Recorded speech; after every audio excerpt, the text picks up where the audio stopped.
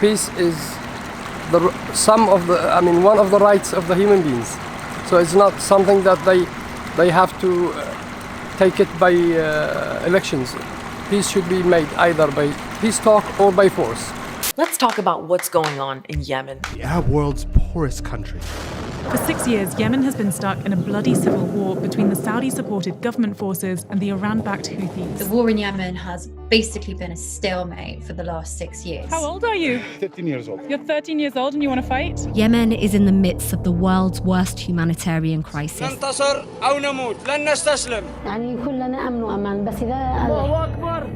The lack of fuel entering Yemen impacts everything. Clean water and electricity are harder to come by. Health facilities run on limited power. Unfortunately, the stalemate that we've seen for so long appears to be shifting now in 2021, and it's not for the better, it's for the worse. Yemen, a trip 3 years in the making. And now the time has finally come.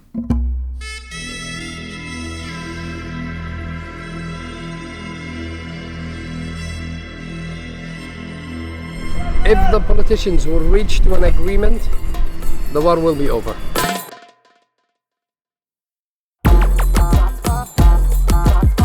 Salam alaikum. The Arab world's poorest country. Shukran.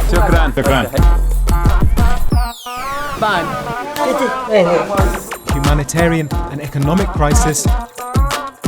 Why do you like dancing so much? I like dancing because I feel free.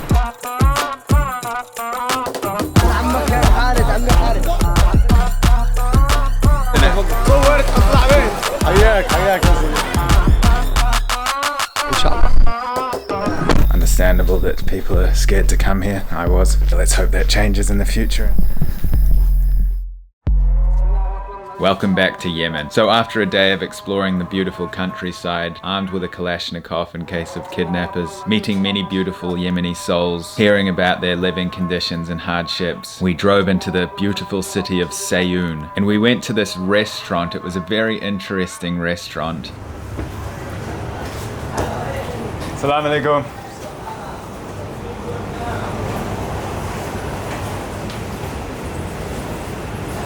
Wow. So intimate. And it was just a bunch of booths. The booths are for families to have their dinner in privacy. I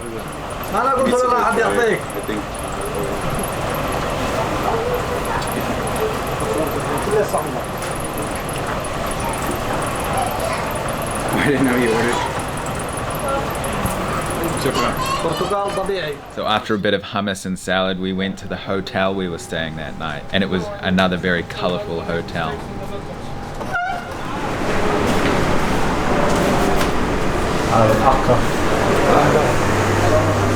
Then I thought I'd ask our fixer in Yemen, Kais, a question about Yemen. So Kais, we've travelled quite far around this part of Yemen in the south, and we've driven hours and hours. You know, we spent a lot of time in the desert, through lots of military checkpoints. We've been checked, we've seen beautiful places, we've seen poverty. Obviously I've shared a few of my opinions, but I want to know, if there's anything that you want to say to anybody watching about the current state of Yemen, if you have a message that you want to share with the world. Well, my message through you, to your audience, that we really would like to see Yemen again to be stable. And stability is not very expensive. Stability, it's a political decision from the people who made the war against Yemen. The Yemeni politicians should reach to make a peace talk so that they make real decisions for the sake of the country, not for the sake of their jobs. At the same time, the country is collapsing since 6-7 years until now. As you have met many people, they want peace. Everyone, they spoke about peace. So peace is one of the rights of the human beings. So it's not something that they have to take it by elections. Peace should be made either by peace talk or by force. Neighbor countries, they should understand that it's time to end the war. Hopefully they understand this.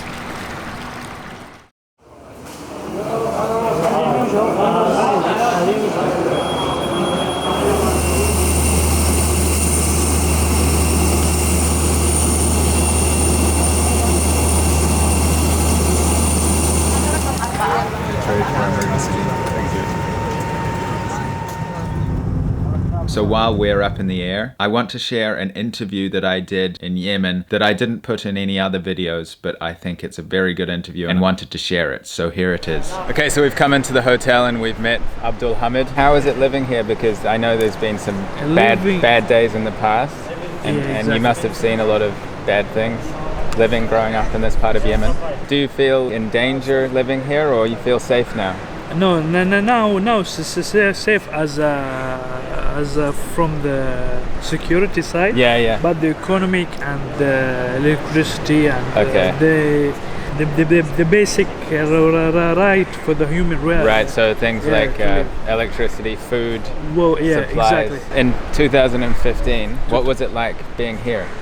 Because it was very violent. It was like being in they call it war zone, exactly, like because, missiles. Yeah, when you walk in the street you're afraid of someone just come and take you and kill you.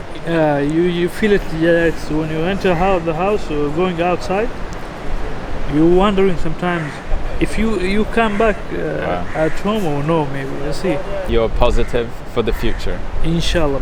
Yeah. And then as I tell you before, the secure side, it is now better than before 2015, but another side, the economic and right, jobs for the guys, and you will find maybe 40% or 60% from the guys, they are jobless. What's your favorite part about Yemen and Yemeni people? What do you like the most about the people here? Friendly. You can go in a place and they will welcome you. Very like warm and hospitable people. Exactly. Yeah. Exactly. I've noticed that people are very kind to me. Yeah. And you know, you see it. Yeah, definitely. You have going method to Sana'a and Mukalla, and then if you go any place as you are from outside, you will see it. Yeah. You will find some situation is not safety, but generally. They will find they are friendly. So some places in Yemen are unstable and there's fighting and war and it's dangerous, but you think generally it's at least a lot safer than it was. Exactly. Yeah, okay, and it's the economy that's the problem now. Exactly. Right. When I turn on the television. Yeah, you see war, But it is true. They call it propaganda. Okay. They play on... But it is true that there's lots of people with no food and starving people. That's true, right? It is true. Yeah. It's a big problem, right? Like, is it 24 million out of 29 million don't have need help? Number, you will see it like a game. Yeah. Because the NGOs. Yeah. They work here in Yemen. Okay. So when they prove their work, they have to bring this percentage. Right. But this percentage, when you come here in Yemen, you will see it. You will not be sure for it. Okay. You're not 100%. Maybe it is 100. They make 1,000. Okay. So you cannot be sure on the basic number, because sometimes it be fake number. Yeah. Okay. Because just to get. They call it funding. Exactly. Yeah. If you could tell the world one thing about Yemen, what would it be? Good or bad, or whatever you want to say? Yemen, it is a wonderful country, and inshallah you will like if you visit it. Okay. Inshallah. Cool. Shukran. Thank you, sir. Welcome.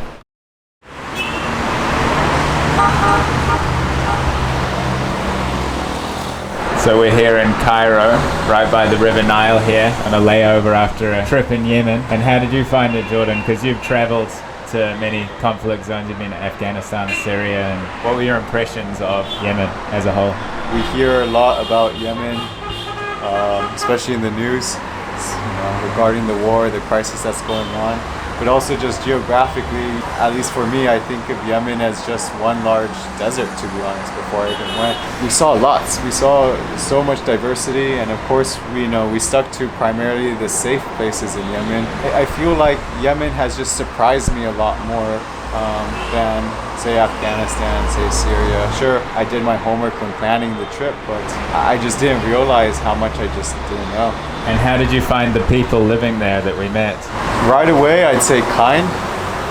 I would say also, Nick, you and I, we talked about this lots, but we were both surprised about how camera friendly and not shy at all a lot of Yemenis were. And if they didn't want to be photographed, they pointed to other people who they wanted us to take photos of. People just prove to be resilient. Their life is not at all as to how we live our normal lives, and they're facing incredible challenges that we don't face, and still they make progress. They have families, they seek happiness. That resilience it's humbling, it's admirable. It's probably something that we can maybe learn a thing or two from. Maybe there's some people out there that may think, oh, Yemen, it's just a country full of terrorists. What would you say to that? That they're absolutely wrong. Very wrong. You know, every country has their good people and bad people. If they want, you know, they could come see themselves or see it for themselves. I mean, we did it. We stuck to the safer areas, right? It's possible for people to visit. If they really truly want to see how it is as an outsider's perspective, you know, they could plan a trip and really develop that cognitive dissonance that they would need to fully understand of how it really is in these countries. Any last words? I guess just, you know, to your audience and all, don't think that you have to go on these adventures to Yemen, to Iraq or Afghanistan to have a sense of adventure and to just understand the world.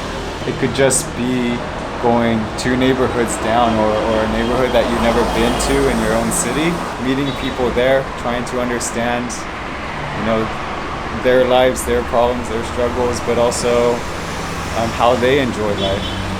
And I think if we just, you know, treat each other neighborly, whether it's your literal neighbor or a person in another country, I think that's just improves everyone's lives for the better. So that's what I have to say. So that's the end of the Yemen series. I hope that you enjoyed it. It was one of my favorite trips in a long time. I am not exaggerating when I say that. Kai's really made the trip something special. He really went out of his way to help me get the footage that I got. It would have definitely not been the same without him. Can you just explain your cool knife here? Oh, this sword? is the jambia. Uh-huh. It's a traditional dagger from the north of Yemen. Here's what you see. Right. We normally use it for dancing or defending. Dancing, and you take but this you never everywhere attack. you go. Yeah, yeah. You see the people here, they don't dress it. Right. But in the north, more people are dressing. So this is kind of like a statement, like I'm from the north, kind of thing, or? No, I like to dress you it. Just like it, yeah. It's if I dress just normal, no, I like it like this. You feel whole with that. Exactly. Okay, cool. Should we get on the road? Yeah, I'll just take few. Yeah, take your time. So a huge thank you to Kai's. If you do want to take the risk, and I'm not promoting reckless travel whatsoever, you do your own research. But if you do want to take the chance and you've done your research and it's a risk you're willing to take, I will leave Kai's information in the description below, and you can try and plan a trip to Yemen. It's not easy, but if you're persistent, you can make it happen. And in my experience, it was mind-altering. Yemen is a country that has captured my heart. I hope to return to Yemen and explore different parts of the country. I know that there is so much more, especially the cities like Sana'a and Aden. I really want to visit. It just wasn't stable, and it wasn't possible for us to obtain permits to go to these cities. That's the reason. I'm tabling that for a future trip. If you want to check out Jordan on Instagram, I highly recommend it. He does lots of interesting stories covering a range of international topics, and he's often traveling to really interesting places like Yemen, like Afghanistan, like Syria, and sharing lots of content from those places on his stories. So if you want to see those stories, you want to see life from his eyes, I highly recommend checking out Jordan's Instagram. A huge amount of love to all the people in Yemen. Like I've said, you've made this trip beyond expectations. And I'll see you in the next video for more travels from another misunderstood country in a different continent. And I'm going to close out with some words from my friend Jordan, because these words, in my opinion, words to live by. Thank you for watching, and in case I don't see you, good afternoon, good evening, and good night. I think if we just treat each other neighborly, whether it's your literal neighbor or a person in another country, I think that's just improves everyone's lives. I just want to take a quick second and say a huge thank you to CuriosityStream for sponsoring this video. CuriosityStream is basically like the documentary version of Netflix. They have thousands of documentaries. There's a few I've been watching lately. One in particular is Butterfly Effect, and it shows you the entire process of how certain things came into play. For example, the invention of the internet in detail, but it's quite small and concise, so you can digest a lot of really interesting information in a short period of time. There's also some really cool travel documentaries on there. What stands out the most about CuriosityStream is how affordable it is. If you use my link in the description, curiositystream.com/indigo, you'll get 25% off, which will come out to only $14.99 for a whole year. You're basically paying the price of a month of other streaming services, but you get an entire year. Just to put that in perspective, that's just over $1.20 a month. I've already learned a lot on CuriosityStream, and I'll definitely be continuing to watch it. I love sharing a sponsor like this because it's very educational. I can speak for myself, it's definitely given me a greater understanding of the world. So head to curiositystream.com/indigo, and you can also use the link in the description.